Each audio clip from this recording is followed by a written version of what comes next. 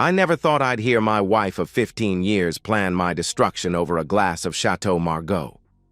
He's weak, dull, a pushover. We'll say he's mentally unfit, unstable from grief. I've already been telling friends he talks to himself and forgets where he is. My sister Veronica's cruel laugh pierced through the speakers of my laptop. Perfect. Once he's declared incompetent, I'll manage the estate and you'll get the cash flow. The fool won't even know what hit him. I sat motionless in my study, watching the video feed from the hidden camera I'd installed in Veronica's penthouse just 3 days prior. My suspicions had been right. The whispers, the sudden meetings, the way they both fell silent whenever I entered a room. It hadn't been paranoia after all. My father, Charles Worthington Sr., had been dead for barely a month. The reading of his will had left the entire $15 million estate to me, his only son. The man who had stayed by his side through the cancer, who had managed his affairs when he could no longer do so, who had held his hand when he took his final breath. And now my wife and sister were plotting to take it all away. I closed the laptop with a gentle click and stared out the window at the sprawling grounds of Worthington Manor. The estate my father had built with decades of hard work, the legacy he had entrusted to me. "So this is how it's going to be," I whispered to myself, a cold clarity washing over me. My grieving was over. A different emotion took its place, one I hadn't felt in years. Resolve. My name is James Worthington. At 48, I had built what I thought was a respectable life.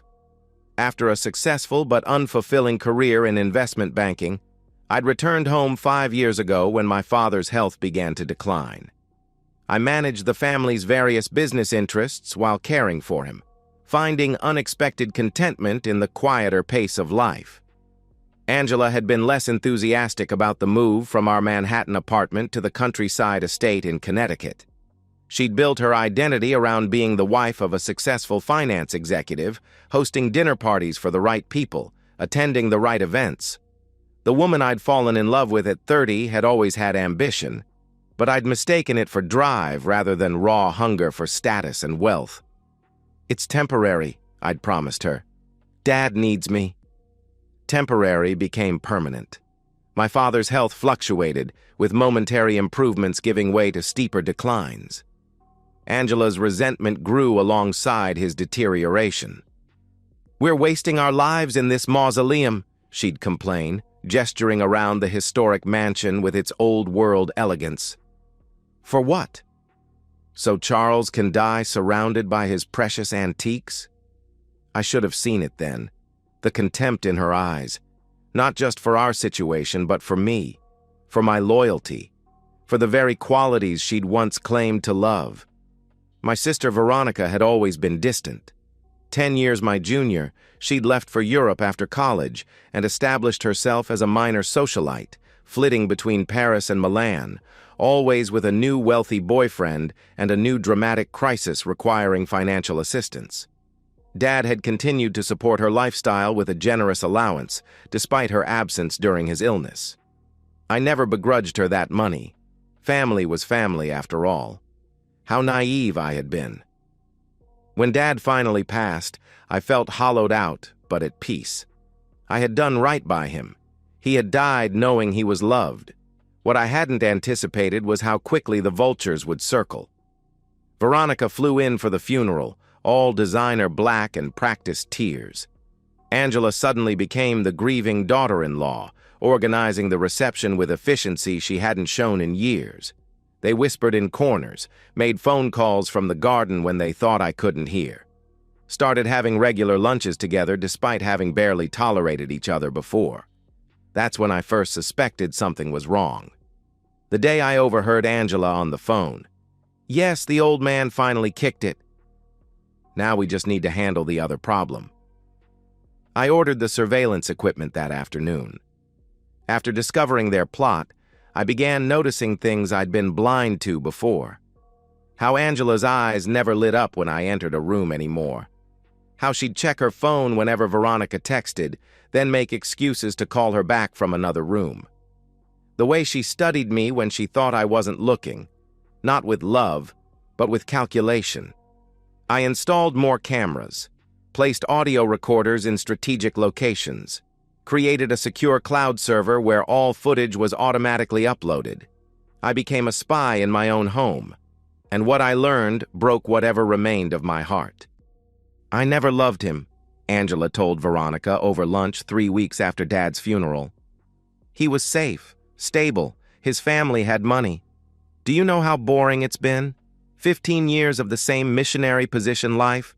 At least when he was working in the city, I had freedom. Veronica sipped her martini. Well, soon you'll have freedom and money, the best combination. Their plan was meticulous. Angela would begin spreading rumors about my mental state. My grief over Dad had tipped me into instability. I was forgetting things, talking to myself, having angry outbursts. Veronica would express concerned sisterly worry to our family's social circle. They would file for guardianship, presenting a united front of loving family members concerned for my well-being and the preservation of the estate. Dr. Matthews owes me a favor, Angela said. He'll sign whatever evaluation we need. And I've already spoken to Richards at the firm, Veronica added. He says with the right documentation we can have this wrapped up in 3 months. Richards, my father's attorney for 30 years. Another betrayal to add to the list. I sat in my study that night, watching the recordings, a glass of Dad's favorite scotch in my hand. I thought about confronting them, about raging and demanding explanations, about throwing Angela out and telling Veronica to never return. But then, in the cold light of my laptop screen, I saw how they laughed about me, how they mocked my grief, how they saw me as nothing but an obstacle. He's always been weak, Veronica said. Even as a kid, Dad knew it too. Why do you think he never gave him any real responsibility until he was desperate and dying? Angela nodded. He's so pathetically eager to please, always trying to do the right thing. No backbone. Well, his weakness is our opportunity, Veronica raised her glass. To the future Worthington estate managers. That night, I made my decision. I would not confront them. I would not rage or plead or defend myself. I would destroy them. The next morning, I began my performance. I shuffled into the kitchen in my robe, though I'd normally be dressed by 7. I stared vacantly at the refrigerator for a full minute before Angela asked if I was okay. Oh, yes. I was just thinking about Dad. He liked orange juice. I took out the milk instead and poured it into my coffee cup rather than the cereal bowl. Angela's eyes lit up with barely concealed excitement. James, honey, that's milk. Your coffee's over there. I blinked slowly. Right. Of course. Then I added, as if to myself, Dad always said the morning light confused him too. Over the next few weeks, I carefully escalated my symptoms. I left the stove on. I called Angela by my mother's name. I stared at family photographs for uncomfortable lengths of time. I began taking walks at odd hours and returning with my clothes slightly disheveled. Angela documented everything. I found her taking photos of the mess I deliberately left in my study. She recorded conversations where I seemed confused or agitated. She saved text messages where I sent nonsensical responses. Meanwhile, I was building my own case. I hired a private investigator to look into Dr. Matthews, Angela's cooperative psychiatrist. I consulted with a different law firm in New York, one with no connections to my family. I had every recording forensically verified and organized chronologically. I arranged for several respected neurologists to examine me, secretly of course, and document my perfect mental health. I even reached out to my old friend Michael Harrington, now a judge, for a private lunch. I didn't tell him specifics, but I asked hypothetical questions about guardianship hearings and what evidence would be considered most compelling. He was puzzled but helpful. When Angela and Veronica finally filed the guardianship petition, I appeared devastated. I wept. I begged Angela not to do this. I called Veronica, voice breaking, asking why my own sister would claim I was incompetent.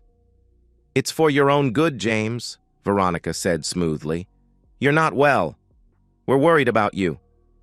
"This is temporary," Angela assured me, patting my hand with perfectly manicured fingers. "Once you're better, things can go back to normal." The court appointed an attorney for me, standard procedure in contested guardianship cases. Angela and Veronica didn't know I had already retained the services of Catherine Winters, one of the most ruthless estate litigators in the Northeast. They assumed I would be represented by some overworked court appointee who would see the mountain of evidence and recommend I submit to evaluation. The hearing was scheduled for June 15th. I marked the date on my calendar with a single word: justice. The competency hearing was held in the county courthouse, a stately building with marble columns that had stood for over a century. I arrived with my court-appointed attorney, a young man named David Cohen, who seemed nervous but earnest. What Angela and Veronica didn't know was that Cohen had been thoroughly briefed by Catherine Winters and was fully on board with our strategy. I played my part perfectly. I wore a slightly rumpled suit. I kept my gaze downcast and confused. I flinched at loud noises and muttered to myself occasionally. Angela kept casting concerned glances my way, the very picture of a devoted wife worried about her husband's mental decline. Veronica had dressed conservatively in a navy suit that screamed old money and respectability. She sat beside her attorney, a sleek predator named Richardson, who specialized in estate matters. I recognized him as one of my father's firm's junior partners. Another betrayal to add to the list. The courtroom was surprisingly full. Angela had done her work well. Many familiar faces from our social circle were present, no doubt expecting to witness my humiliation and subsequent loss of control over my father's estate. I spotted several of my father's old friends looking confused and concerned. Judge Eleanor Martinez entered, and we all rose. She was a formidable woman in her 60s with sharp eyes that missed nothing. I'd never met her, but Catherine had assured me of her reputation for fairness and her intolerance for deception. The proceedings began. Richardson presented their case smoothly, painting a picture of a man undone by grief, unfit to manage his affairs or the substantial estate his father had left him. He introduced affidavits from concerned friends describing my erratic behavior. He called Dr. Matthews to the stand, who solemnly testified that based on Angela's descriptions and his brief evaluation of me, I likely suffered from complicated grief disorder and possibly the early onset of a neurocognitive condition. Angela took the stand next, tears in her eyes as she described finding me wandering the grounds at night, talking to my dead father. How I'd forgotten our anniversary, how I'd become paranoid, installing security cameras around the house for no reason. This last part made me smile inwardly. If only she knew the true purpose of those cameras. "I love my husband," she said, dabbing at her eyes with a tissue. "This is breaking my heart, but he needs help, and the estate needs protection until he's well again." Veronica testified about how different I seemed at the funeral, how concerned she'd been to hear about my decline from Angela, how, as my only living immediate family member, she felt duty-bound to step in. Judge Martinez listened impassively, occasionally making notes. When their case was complete, she turned to David Cohen. "Counsel for Mr. Worthington, your response?" Cohen stood. He appeared nervous, adjusting his tie. "Your Honor, before I begin, my client has asked if he might address the court directly." Richardson smirked. Angela and Veronica exchanged triumphant glances. They thought I was about to help their case by displaying my confusion publicly. Judge Martinez looked at me carefully. "Mr. Worthington, are you certain you wish to speak?" I nodded and slowly made my way to the stand. I took the oath, my voice appropriately tremulous.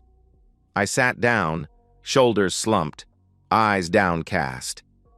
Then I looked up, straightened my posture, and spoke in a clear, firm voice that made Angela's smile freeze on her face. "Your Honor, I am of sound mind and body. I am not suffering from complicated grief or cognitive decline. I am, however, the victim of a calculated conspiracy to deprive me of my legal rights and my inheritance." I paused. "And I can prove it." The courtroom erupted in murmurs. Judge Martinez banged her gavel once, restoring order.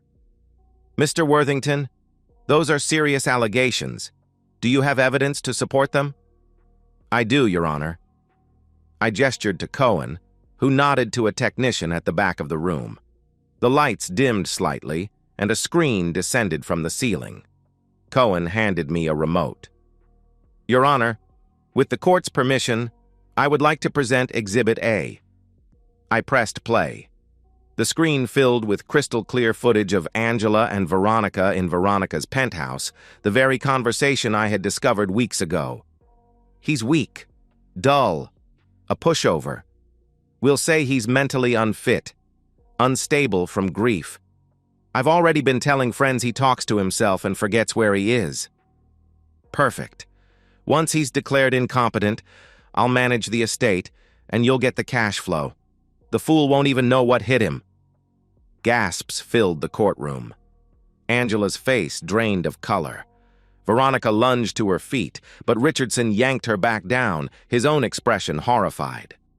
I continued playing recordings, Angela coaching our household staff on what to say if interviewed about my condition, Veronica on the phone with Dr. Matthews discussing the evaluation he would write without ever properly examining me. The two of them laughing about how they would redecorate the manor once I was out of the way. And then, the most damning evidence. Angela in bed with Dr. Matthews, both of them naked, discussing how they would split their share of the money once the guardianship was established. "We'll need to keep him medicated," Matthews said, stroking her hair. "Nothing too strong, just enough to maintain the appearance of confusion." "Whatever it takes," Angela replied. "I've waited 15 years to be free of him. I can wait a little longer to make sure it's done right." Judge Martinez's expression had transformed from neutral to thunderous. When I finally stopped the playback, the silence in the courtroom was absolute. "Your Honor," I said quietly, "I have dozens more hours of similar recordings, all properly dated and authenticated. I've submitted myself to evaluation by 3 independent neurologists, all of whom have certified my mental competence." I handed Cohen a folder which he presented to the judge. I would also like to point out that Dr. Matthews is not a neurologist or a psychiatrist specializing in cognitive disorders. He is a general psychiatrist who, as the evidence shows, has been romantically involved with my wife for at least 6 months. Richardson was frantically whispering to Veronica, who had gone from pale to mottled red. Angela sat frozen, staring at me with naked hatred. Judge Martinez reviewed the medical reports, then set them down with deliberate care. "Mr. Cohen, do you have anything to add to your client's presentation?" Cohen stood. "Yes, Your Honor. Mr. Worthington would like to file counter-petitions against Mrs. Worthington and Ms. Veronica Worthington for fraud, defamation, conspiracy, and attempted financial elder abuse. Additionally, given the evidence of collusion, we request that Dr. Matthews be reported to the Medical Board for ethics violations and that Attorney Richardson be referred to the Bar Association for his role in presenting fraudulent evidence." Richardson shot to his feet. "Your Honor, I had no knowledge of any conspiracy. I was merely representing my clients based on the information they provided." Judge Martinez silenced him with a look. "Save it for the Bar Association, Counselor." She turned back to me. "Mr. Worthington, I must say in my 30 years on the bench, I have rarely seen such a blatant and calculated attempt to abuse the guardianship process. This court was very nearly used as an instrument to steal your rightful inheritance and deprive you of your freedom." She shuffled some papers, then looked up with steel in her eyes. "The petition for guardianship is denied. Furthermore, I am issuing a temporary restraining order preventing Angela Worthington and Veronica Worthington from accessing any Worthington family assets or entering Worthington Manor pending the resolution of Mr. Worthington's counterpetitions. She banged her gavel. Court is adjourned. Mr. Worthington, my sincerest apologies for what you've endured. As security approached to ensure Angela and Veronica kept their distance from me, I stood and walked toward the exit. Angela lunged forward, breaking away from her attorney's restraining hand. "You bastard!" she screamed. "You tricked us! You set us up!" I stopped and turned to face her, speaking just loudly enough for everyone in the now silent courtroom to hear. "I protected what was mine. You were always just visitors here." The fallout was swift and merciless. By that evening, the local press had the story. By the next morning, it had gone national. Worthington gold diggers caught in estate fraud plot. Angela's tearful testimony and our family photographs were juxtaposed with stills from the surveillance videos. Her affair with Dr. Matthews became public knowledge. Veronica's social media accounts were flooded with disgust and mockery. Dr. Matthews surrendered his medical license rather than face a public hearing. Richardson was placed on leave pending investigation. The friends who had signed affidavits about my mental state scrambled to distance themselves, claiming they'd been misled by Angela's concerns. I filed for divorce immediately. Given the circumstances and the prenuptial agreement Angela had signed, which included infidelity clauses, she received nothing. The judge was particularly unsympathetic when it was revealed that she had been transferring small amounts from our joint accounts to a private one for months, building a nest egg for her post-guardianship life. Veronica fared no better. I sued her for defamation and conspiracy, resulting in a $2.5 million judgment against her. When she couldn't pay, I placed liens against her penthouse and her vacation property in the Hamptons. She was forced to sell both, and the once proud socialite moved into a one-bedroom apartment in Queens. Her wealthy friends, always fair weather, stopped returning her calls. The criminal charges were another matter. Both Angela and Veronica were charged with conspiracy to commit fraud. Angela faced additional charges related to perjury and attempted financial elder abuse. Veronica, who had a previous suspended sentence for cocaine possession, was denied bail. I attended every court hearing, sitting silently in the back. I wanted them to see me, calm, composed, watching justice unfold. Angela was sentenced to 18 months in prison. Veronica, with her prior record, and as the instigator of much of the plot, received 3 years. When the media requested interviews, I declined politely but firmly. I had no interest in becoming a public figure or in prolonging the spectacle. The only statement I released was brief. Justice has been served. I now ask for privacy, as I honor my father's legacy. And I did honor that legacy. I established the Charles Worthington Sr. Foundation for Veteran Support, dedicating half of the estate to providing housing and medical care for veterans in need, a cause my father, a Korean War veteran himself, had always supported. I sold the manor. Too many bitter memories lingered in those halls now. I purchased a smaller but still elegant home by the coast, where I could watch the sunrise over the Atlantic and feel at peace.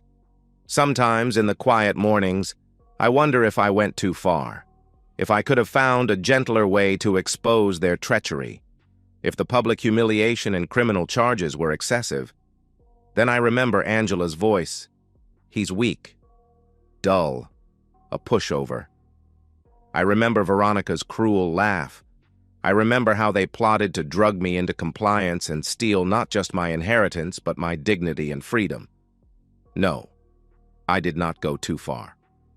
I went exactly as far as justice demanded.